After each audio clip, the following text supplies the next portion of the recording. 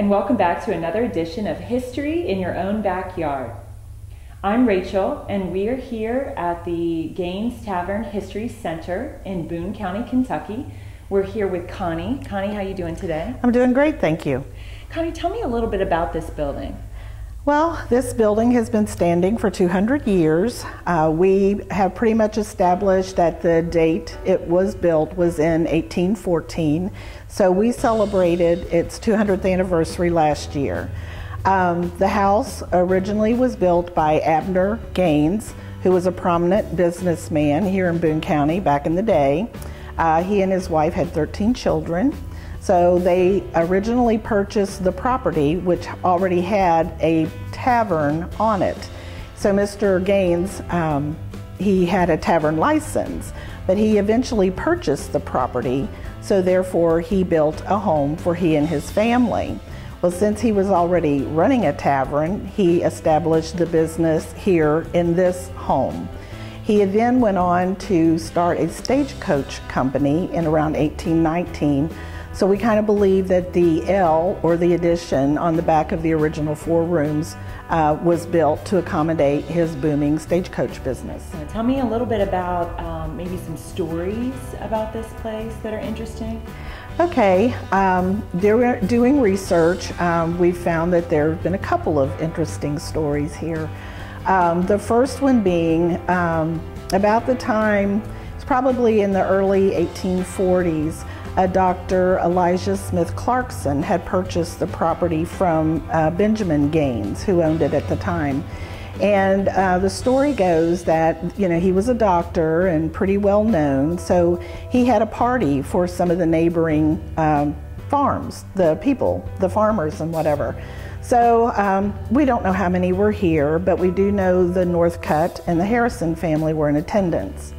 Well, apparently Mr. Clarkson, or one of the other neighbors, had a young daughter that Mr. Northcutt and a younger Mr. Harrison had their eye on. Well, Mr. Harrison apparently was balding, and Mr. Northcutt thought, well, he might embarrass him and humiliate Mr. Harrison by get the attention of the young lady if he exposed this. So sometime during the party, Mr. Northcutt knocked the wig off of Mr. Harrison, who was humiliated. And then we understand from the newspaper articles that Mr. Harrison turned and faced Mr. Northcutt and took a dagger out from under his coat and stabbed Mr. Northcutt. And Mr. Northcutt died as a result of his wounds. So that's one of the stories that we have. Is Mr. Northcutt buried nearby? Yes, he is. Over on Green Road is the Northcutt family cemetery, and Mr. Northcutt is buried in that cemetery. Whatever happened to Mr. Harrison? Well, story has it that he never married, and he died as a recluse in Covington. Tell me a little bit about the building. I guess that was an add-on. This was the original building, yes. Right? Mm-hmm. What we find very significant to this building is that the woodwork and the hardware on the doors are all original.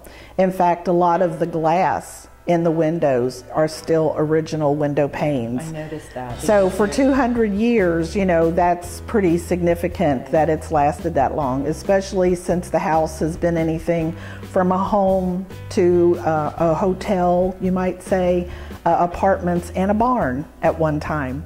So it's lived a very interesting life, and to have those things still intact is quite remarkable. So the add-on is that section back there? In the back, yes. Right, okay. And when was that added to the building? We're assuming sometime around in the 1820s, maybe the very early 1820s, because Abner Gaines had begun a stagecoach company, and the route was from Cincinnati to Lexington.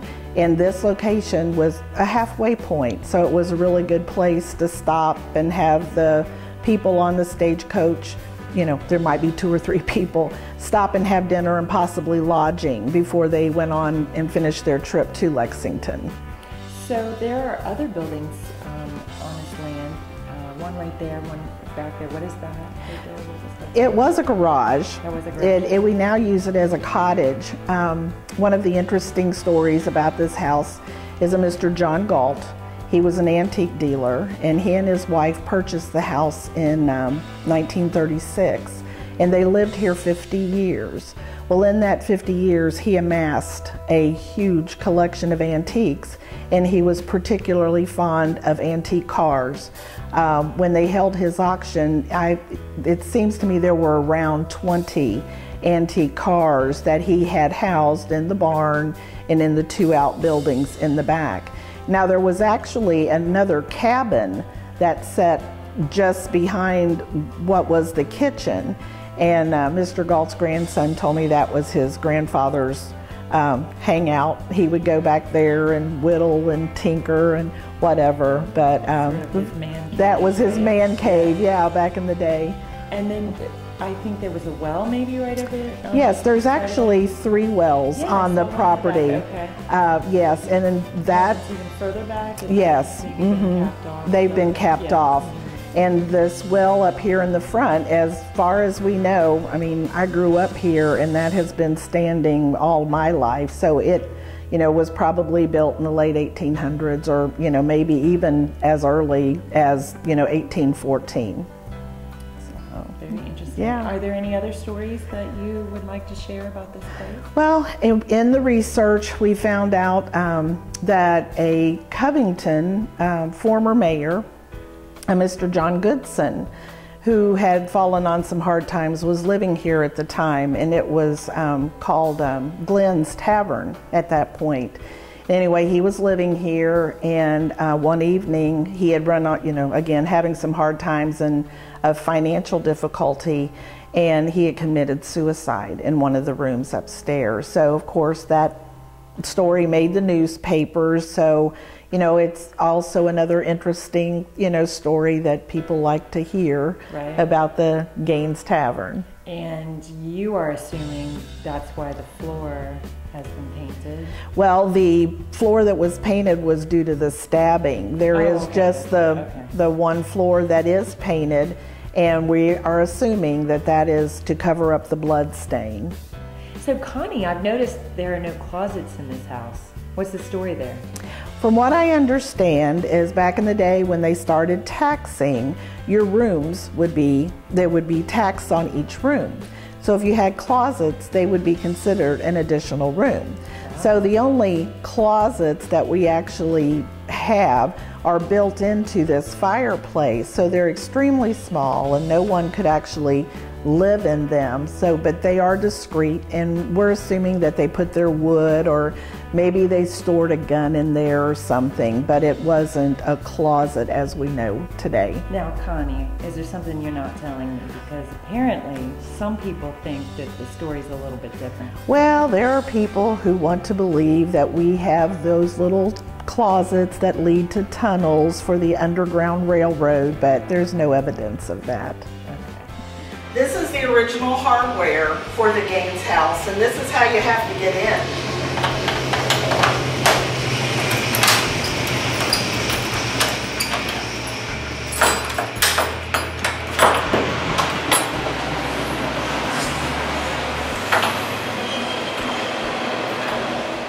Well, thank you for joining us for another edition of History in Your Own Backyard. Remember, travel slowly and stop often. Bye. Bye. I was waiting on your bye. And then I'm thinking, oh gosh, what am I supposed to say? I'm sure